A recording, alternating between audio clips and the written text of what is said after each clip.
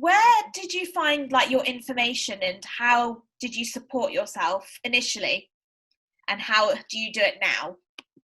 Okay, so I looked, as I said, I looked up everything. I wanted to know everything there is to know. I thought knowledge would, give me strength. If I learned about the disease, I would be able to deal with it better. Yeah. And in a way, that is completely true. But the places I was looking, the stories I was reading, I definitely did more damage to my mental health than I did good. But I would say my neurologist was very helpful. If I had any questions regarding the like medical side, just your medical team in general, so your MS nurses, or your neurologist, they'd be my go-to place for the medical side. And then like day-to-day living, or any random questions you have about symptoms, things like that, I've been going onto the trust, because there's just so many things out there that I don't want to swear, but they're not true.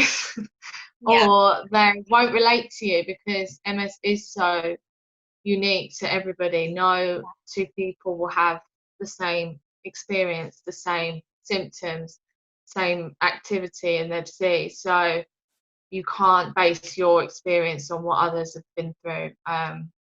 So yeah, I would just stick to trusted sources. And now that I'm doing that, and I've started the blog, and I've tried to connect with others in a similar position, like we've met. So yeah, it's speaking to other people who are going through it, and trusted sources that have got me into this better place.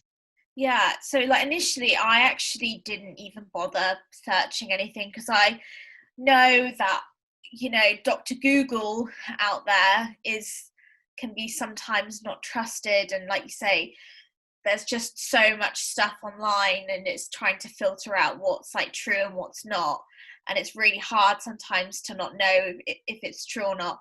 I find when I did get diagnosed, I did look on just the sort of sites that are monitored by people who work in those facilities, like the MS Trust, like the MS Society, also obviously looking at like nhs.com, .co.uk.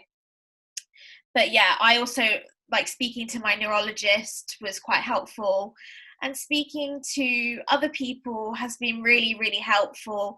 Being on like a Facebook group, or just even typing in multiple sclerosis on Instagram has been like super helpful, and people are quite willing to talk about their own journeys, and it's been really easy to sort of be able to connect. But initially I felt like completely isolated. I felt like I was the only one that had MS, and it was really hard to make a connection. But we've made a connection through a mutual friend, which has been fabulous. And I'm just so happy that people are willing to talk about their experiences, and it really has helped me. So I feel like if I can do that, then anybody can, really, if they're open to talking about it.